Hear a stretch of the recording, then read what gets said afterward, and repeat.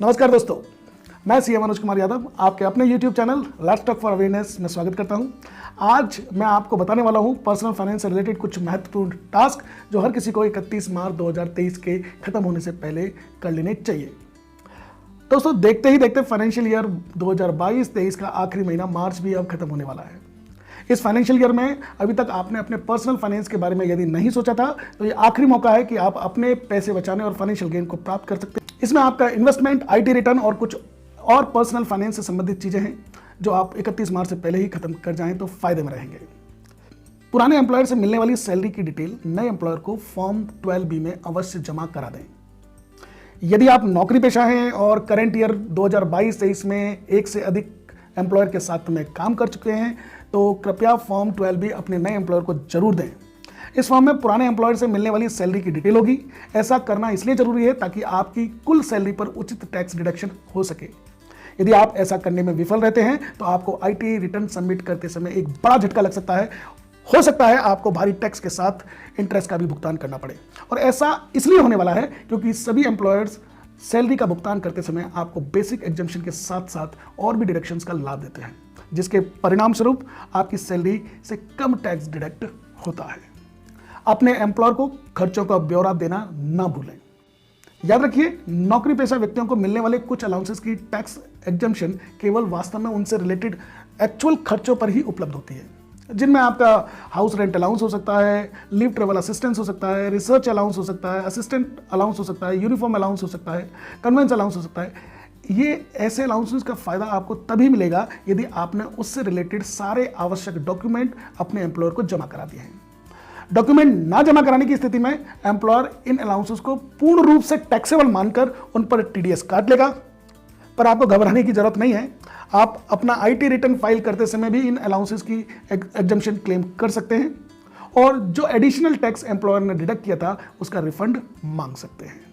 कुछ खर्चे या पेमेंट जो कि ईसीएस से ऑटो डेबिट हुए हैं या आपने कोई चेक इशू किया है तो उन्हें बैंक स्टेटमेंट से रिकंसील और क्रॉस वेरीफाई करना बिल्कुल भी ना भूलें।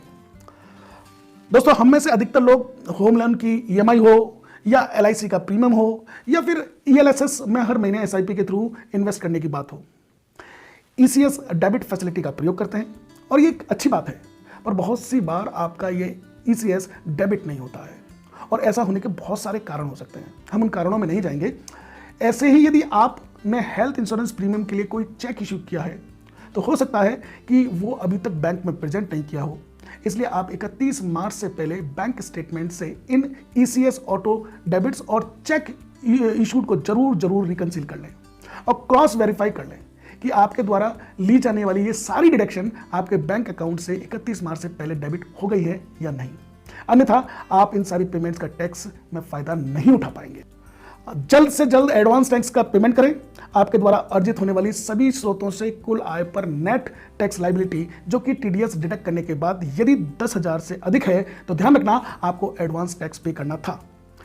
पर यदि आप सीनियर सिटीजन हैं और आप किसी भी बिजनेस या प्रोफेशन से नहीं जुड़े हुए हैं या आपकी कोई और आय नहीं है, उस केस में आपको एडवांस टैक्स पे करने की आवश्यकता नहीं है। हालांकि एडवांस टैक्स का भुगतान आप 15%, 30%, 30% और 25% के अनुपात में 4 किस्तों में कर सकते हैं, लेकिन यदि आप सभी चारों किस्तों से चूक गए हैं तो घबराने की जरूरत नहीं है। 31 मार्च तक इसका भुगतान जरूर कर दें, क्योंकि 31 मार्च तक भुगतान न करने की स्थिति में आप पर पैनल इंटरेस्ट लग जाएगा। यदि आप नौकरी पेशा हैं और आपकी किसी अन्य प्रकार की आय है, जैसे मकान से किराया हो सकता है, इंटरेस्ट इनकम हो सकती है, कैपिटल गेन हो सकता है, चाहे वो लॉन्ग टर्म हो या शॉर्ट टर्म हो, डिविडेंड इनकम है, दोस्तों याद रखें आपके एम्प्लॉयर ने चाहे सैलरी पर टीडीएस काट लिया होगा, हो सकता है फिर भी आपको एडवांस टैक्स पे करना होगा यदि आपकी अन्य आय पर टैक्स लायबिलिटी 10,000 से ज़्यादा बनती है तो। वहीं यदि आप सेल्फ एम्प्लॉयड हो और आपकी टैक्स लायबिलिटी जितना आपने टीडीएस काटा है उससे ज़्यादा है तो ऐसे व्यक्तियों को भी एडवांस टैक्स पे करना होगा। यहाँ तक कि यदि आपकी केवल इंटरेस्ट इनकम है जिसमें 10% से टीडीएस ऑलरेडी काट लिया गया है, आपको फिर भी एडवांस टैक्स पेमेंट करना पड़ सकता है यदि आप 30% स्लैब में आते हैं तो। अपने पीपीएफ और एनपीएस अकाउंट को फ्रीज होने से बचाएं। आपने अपने नाम से या अपने बच्चों के नाम से या जीवन साथी के नाम पर कोई पीपीएफ अकाउंट खुला रखा है तो उस अकाउंट में आपने यदि कुछ भी भुगतान नहीं किया है तो उसे डोरमेंट अकाउंट बनने से रोकें। बस आपको कम से कम 500 रुपये का भुगतान करना पड़ेगा। इसी तरह यदि आपके पास में एनपीएस खाता है तो उसमें भी हर साल कम से कम 500 रुपये जमा कराने की आवश्यकता होती है। इसमें विफल होने पर वो खाता फ्रीज हो सकता है और फ्रीज किए गए खाते को एक्टिवेट करने के लिए आपको पेनल्टी और कम से कम 500 रुपये का भुगतान करना पड़ सकता है। इसलिए आप इन अकाउंट्स में मिनिमम कंट्रीब्यूशन अवश्य कर दें। टैक्स हार्वेस्टिंग का फायदा लेना ना भूलें। सेक्शन 112 के तहत लिस्टेड इक्विटी शेयर और equity oriented mutual funds scheme पर होने वाला लॉन्ग टर्म कैपिटल गेन पर 1 लाख तक की पूरी एग्जम्पशन दी गई है और बाकी बचे हुए एलटीसीजी पर आपको 10% की दर से टैक्स लगता है। दोस्तों, यदि आपने अभी तक एलटीसीजी बुक नहीं किया है तो ये उचित समय है, आप टैक्स हार्वेस्टिंग का फायदा ले सकते हैं। आप 31 मार्च से पहले अपना लॉन्ग टर्म कैपिटल गेन जरूर बुक कर लें। पर आपको लगता होगा कि ये इक्विटी शेयर आपने तो लॉन्ग टर्म के लिए इन्वेस्ट किए थे, तो कोई बात नहीं है। आप जिस दिन शेयर्स को बेच रहे हैं उसी दिन या उससे अगले दिन उन शेयर्स को वापस खरीद लें और इस स्ट्रेटेजी से आप अपने ओवरऑल टैक्स लायबिलिटी को कम कर सकते हो। अब बात आती है ये टैक्स हार्वेस्टिंग होती क्या है, इससे कैसे फायदा लेना है। इसे जानने के लिए आप हमारा इससे संबंधित दूसरा वीडियो देखना ना भूलें, लिंक आपको डिस्क्रिप्शन बॉक्स में दे रखी है। आपके पैन और आधार कार्ड लिंक करने का ये आखिरी मौका है।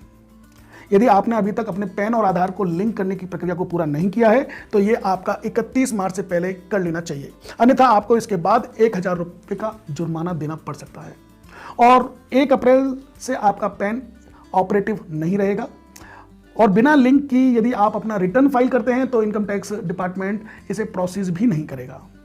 आधार को पैन से लिंक करने के लिए इनकम टैक्स ई फाइलिंग की ऑफिशियल वेबसाइट पर जाकर लिंक कराया जा सकता है। दोस्तों, आप में से जिन्होंने पिछले वर्षों में कोई भी आईटी रिटर्न नहीं भरा है तो आपके पास में एक मौका है कि आप अपना अपडेटेड आईटी रिटर्न फाइल कर सकते हैं। किसी भी कारण से यदि आप फाइनेंशियल ईयर 2019-20 या 20-21 के आईटी रिटर्न फाइल करने भूल गए थे तो आपके पास में ये आखिरी अपॉर्चुनिटी है। आप 31 मार्च 2023 तक अपडेटेड रिटर्न फाइल कर सकते हैं, इसके बाद ये संभव नहीं हो सकता। अपडेटेड रिटर्न को जमा कराने के लिए आपको टैक्स और उस पर लगने वाले ब्याज का लगभग 50% अतिरिक्त टैक्स देना पड़ेगा और यह अपडेटेड रिटर्न की सुविधा उन व्यक्तियों के लिए बिल्कुल भी नहीं है जो रिफंड क्लेम करना चाहते हैं और अपना रिटर्न फाइल करना भूल गए थे, या जिनका असेसमेंट प्रोसीडिंग चल रही है, या जिनका असेसमेंट पहले ही इनकम टैक्स डिपार्टमेंट ने कंप्लीट कर दिया है। टैक्स सेविंग इन्वेस्टमेंट करना ना भूलें। दोस्तों, यदि आपने फाइनेंशियल ईयर 2022-23 के लिए अभी तक टैक्स सेविंग नहीं की है तो आपके पास ये काम करने के लिए 31 मार्च तक का समय है।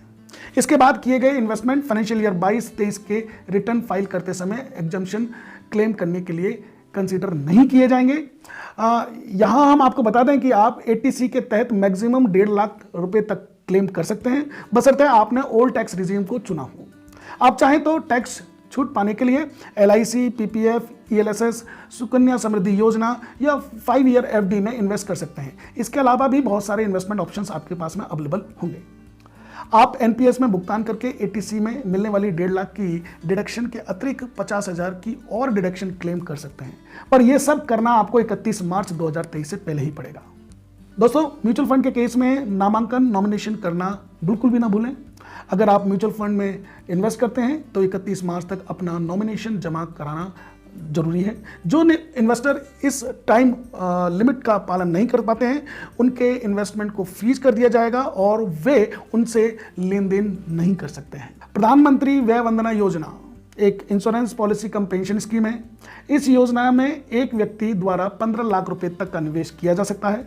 यह योजना वर्तमान में 7.40% ब्याज के साथ नियमित आय वाले वरिष्ठ नागरिकों को जिनकी उम्र 60 से अधिक है को प्रदान की जाती है। इस प्लान में निवेश करने की डेडलाइन 31 मार्च 2023 है। इसके बाद में आप इसका लाभ नहीं ले पाएंगे। हाई प्रीमियम एलआईसी पॉलिसी से टैक्स में फायदा लेने का आखिरी मौका। यदि आप हाई प्रीमियम वाली एलआईसी पॉलिसीज पर टैक्स एग्जम्पशन का लाभ उठाना चाहते हो तो आप 31 मार्च की समय सीमा से पहले पॉलिसी खरीदकर ही ऐसा कर सकते हो। 1 अप्रैल 2023 से यह छूट नहीं मिलेगी क्योंकि इसको मिलने वाली छूट इनकम टैक्स ने वापस ले ली है। फाइनेंशियल ईयर 23-24 से ये टैक्सेबल हो जाएगी। आपके पास में आखिरी मौका होगा जब आप हाई प्रीमियम एलआईसी पॉलिसीज पर इन्वेस्ट करके मैक्सिमम से मैक्सिमम इसका फायदा उठा सकते हैं। दोस्तों, अंत में मैं केवल यही कहना चाहूंगा कि ये सारी चीजें आपको जल्द से जल्द खत्म कर लेनी चाहिए जिससे कि आपका फाइनेंशियल लॉस ना हो। दोस्तों, यदि ये वीडियो से आपको कोई नई जानकारी मिली है, कुछ सीखने को मिला है, तो इसे शेयर करना, सब्सक्राइब करना ना भूलें और अपनी प्रतिक्रियाओं को देकर हमें प्रोत्साहित करें कि हम आगे भी ऐसे वीडियो बनाते रहें। आप चाहें तो अपनी प्रतिक्रियाएं कमेंट बॉक्स का यूज़ करके उसमें फीडबैक दे करके कर सकते हैं। आपको इससे रिलेटेड और भी यदि कोई जानकारी लेनी है तो आप हमसे पूछ सकते हैं। इसी के साथ धन्यवाद।